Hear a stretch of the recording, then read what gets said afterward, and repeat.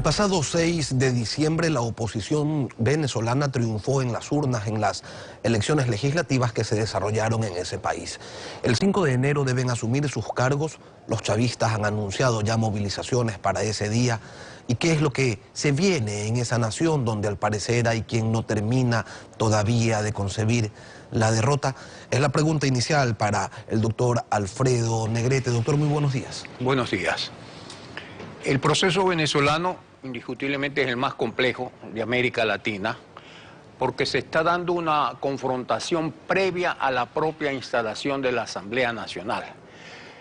Es posible que con los elementos que se han dado en los últimos días, incluso en las últimas horas, se pueda prever un peligroso escenario de confrontación, ya que a estas alturas, luego de producidas las elecciones, los escrutinios, reconocida la extraordinaria victoria de la Mesa de la Unidad Democrática, en este momento se objeten diputados electos por el pueblo con el propósito claro y evidente de quitar esa supermayoría de 102 escaños y ponerle en 107 y 108. Habrá que revisar la Constitución venezolana, el trasfondo de esta estrategia de suspender 3 o 4 legisladores elegidos para evitar que el número de 112 permita una instalación y una plenitud de poderes. Y particularmente uno, la inmediata ley que dé amnistía a todos los presos políticos en Venezuela. Esa para mí es el fiel de la balanza del proceso democrático o de la confrontación permanente o de situaciones aún más complejas y terribles para el pueblo venezolano. Ahora, el oficialismo está echando mano a todo lo que está a su alcance para no perder el poder absoluto. El pasado 23 de diciembre nombró nuevos magistrados para el Tribunal Supremo de Justicia y ese mismo tribunal ha aceptado en estos días, suspendiendo las vacaciones de las que gozaban, la impugnación contra 8 diputados opositores primero y luego contra uno más, quienes debían posesionarse la próxima semana. De esa manera, tal como usted ha señalado, doctor Negrete, se pone en riesgo la supermayoría que el pueblo venezolano les dio a la Mesa de la Unidad Democrática. Hay quienes hablan, no solamente desde Venezuela, sino desde otras instancias en Latinoamérica, de un golpe de Estado judicial que se está tomando desde el Poder Ejecutivo. ¿Estamos ante aquello o se trata de alguna otra figura? Son horas difíciles con las que termina el año y empieza el siguiente en Venezuela. Siempre queda la esperanza de que una vez posesionada la Asamblea, recobre plenamente los poderes que la Constitución le da y los ejerza. Hay un ejemplo en este momento que es importante, que es el caso de Argentina, donde Macri, a pesar de no tener la mayoría, el caso al revés, sin embargo inició la función ejecutiva dictando medidas trascendentales como levantar el cepo cambiario y en el plano internacional tirar abajo el acuerdo con Irán. Entonces, dependemos de la Asamblea. Y la única prueba que estamos esperando los latinoamericanos es si tiene la fuerza política suficiente para declarar la amnistía de los presos políticos.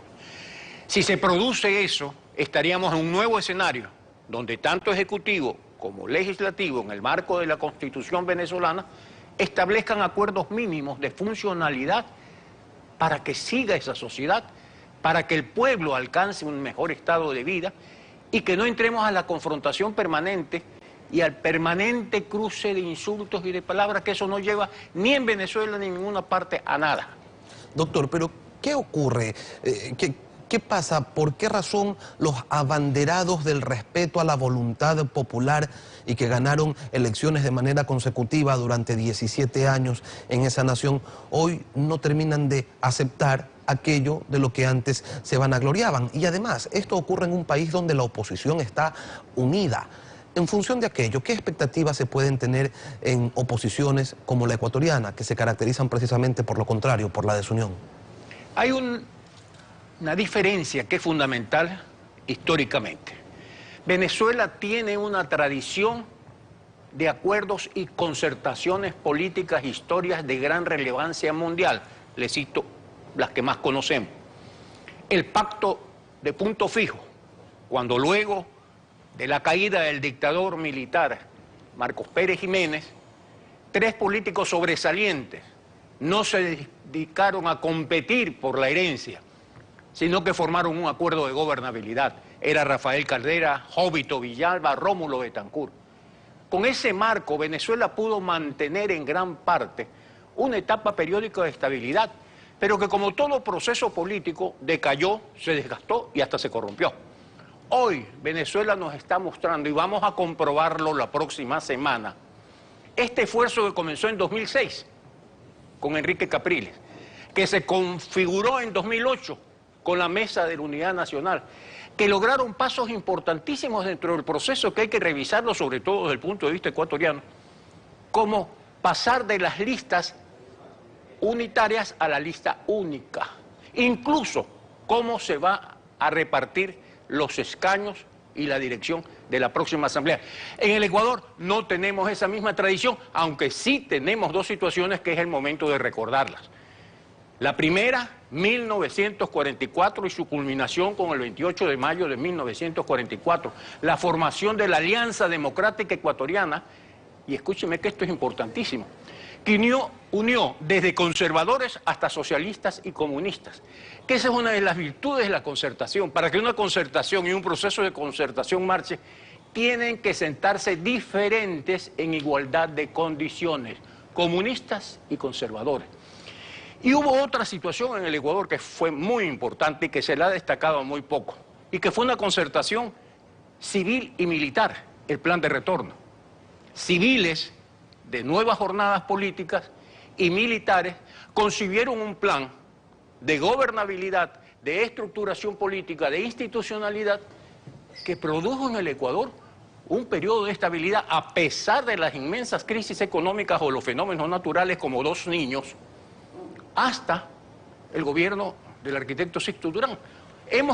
No tenemos la misma tradición venezolana, y hoy más que nunca, por lo menos el sector, aquella segunda mitad de la situación ecuatoriana, que no es gobierno, que se puede decir que es oposición o contraria al gobierno, etcétera, esa segunda oposición está absolutamente ciega. No entiende lo que es unidad, no entiende lo que es estrategia, y siempre se sientan a una mesa de negociación con un prerequisito. Todo es posible, pero primero soy yo. Las principales personas, y yo los sitúo y lo ubico en Guayaquil, los dos grandes líderes que tienen una expectativa nacional, si no logran un acuerdo y una unión, simplemente han jugado el papel de alfiles del gobierno de Rafael Correa. Observando lo que ocurre en Venezuela, se debe entender que el socialismo del siglo XXI no es un modelo fácil de desmontar. El socialismo del siglo XXI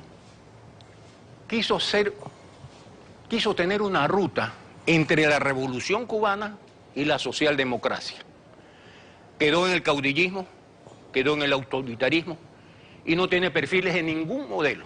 Tiene perfiles de una gestión polémica que administró el país en muy buenos momentos y que ahora tiene que administrarlos en malos, y que no sabe por dónde salir y a quién delegar el poder.